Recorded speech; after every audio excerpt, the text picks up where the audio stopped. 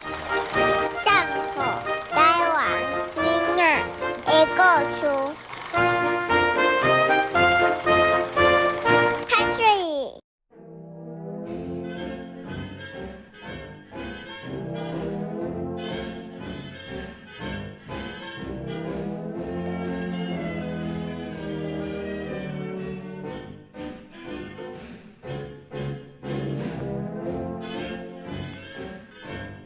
欢迎收看《送予台湾囡仔的故事》。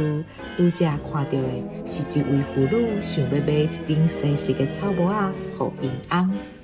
其实，伫日本时代，台湾受到西方现代化的影响，真侪人也开始穿洋服，接受西式的打扮。迄时男性若是出去外口，拢会戴一顶帽仔，较有礼貌。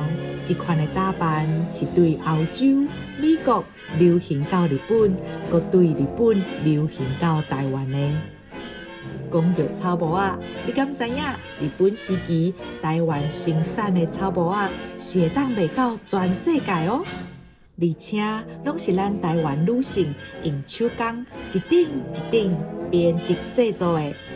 一顶无简单的草帽仔，是台湾迄时主要外销的商品之一，一当甚至有卖到250万的日本钱，换做现在是几啊亿的新台票哦。咱台湾物产丰富，早期的妇女会用在地资源，正做生活顶面要用的物件，所以男性去做田的时阵，女性就伫厝内做手工。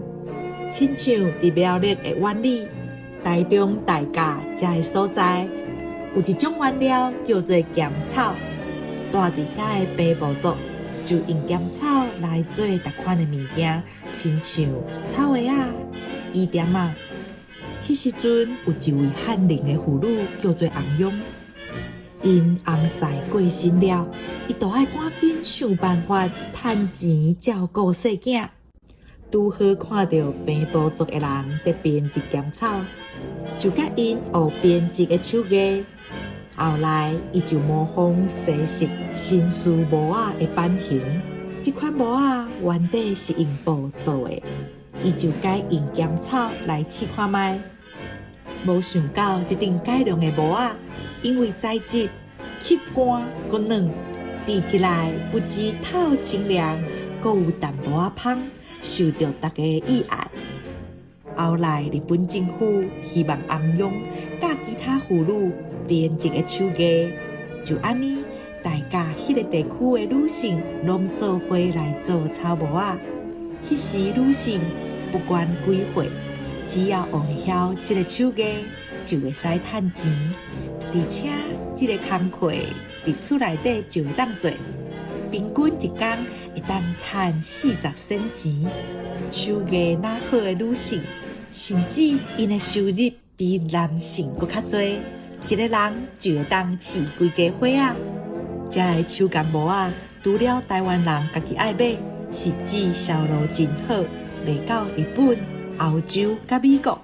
到伫1900年代的初期，帽仔外销的需求愈来愈多。制作帽仔的家庭对原底几百户变成做几啊千户，厝内敢若就亲像是工厂。到伫第二次世界大战了后，台湾虽然有美国各种的帮赞，亲像是基础建设、民生救济，也是工业发展，但是咱嘛爱想办法靠家己。拄好50年代，日本甲美国拢在找介绍较低的人工，政府顺势伫高雄设立加工出口区，这是台湾头一个加工出口区，嘛是全世界头一个。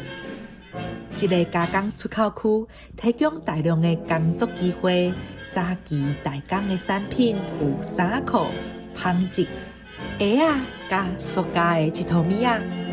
后来，台湾的技术愈来愈好，开始有电子产品的代工，亲像电话，还有装底片的相机等等。因为加工区工作的机会实在太多，吸引了真侪少年女性对农村来到都市食头路，加工区内底有8成拢是女性，莫怪有听人在讲，女性是创造台湾经济奇迹的重要角色。女性踮伫工厂内底，面对生产线，一遍搁一遍重复同款的动作，真正需要耐心。女工赚的钱，大部分拢会寄回去厝内，剩的钱会当自由使用。所以下班了后，大家会小少去踅街、做美容，三不五时去看一个电影，也是伫宿舍内底听收音机。甲住伫农村无同，有家己的生活，阁会当自由安排时间，是一种独立的象征。所以去都市食头路，嘛成做真侪女性的目标。到伫70、80年代，台湾外销订单的量实在真多，工厂根本做袂了，政府就鼓励民众伫厝内底加减做代工来赚钱，应付大量产品的制作，不管是佚佗物仔，也是车衫，政府推设客厅嘛会当正做工厂的政策。吸引了真侪家庭妇女来做代工，赚淡薄仔所费。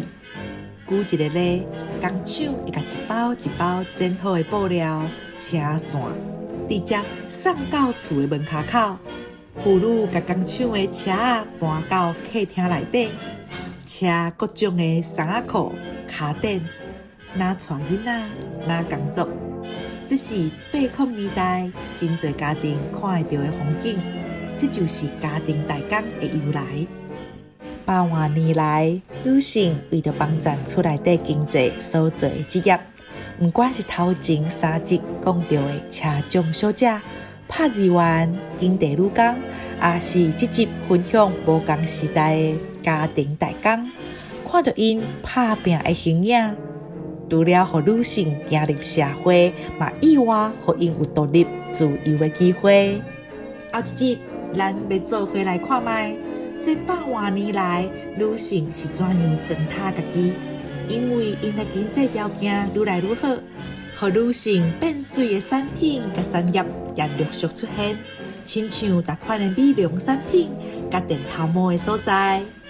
若是无想要漏到精彩的故事，会记得起赞、订阅、开启小铃铛。我是庆子，咱后一集再见，拜拜。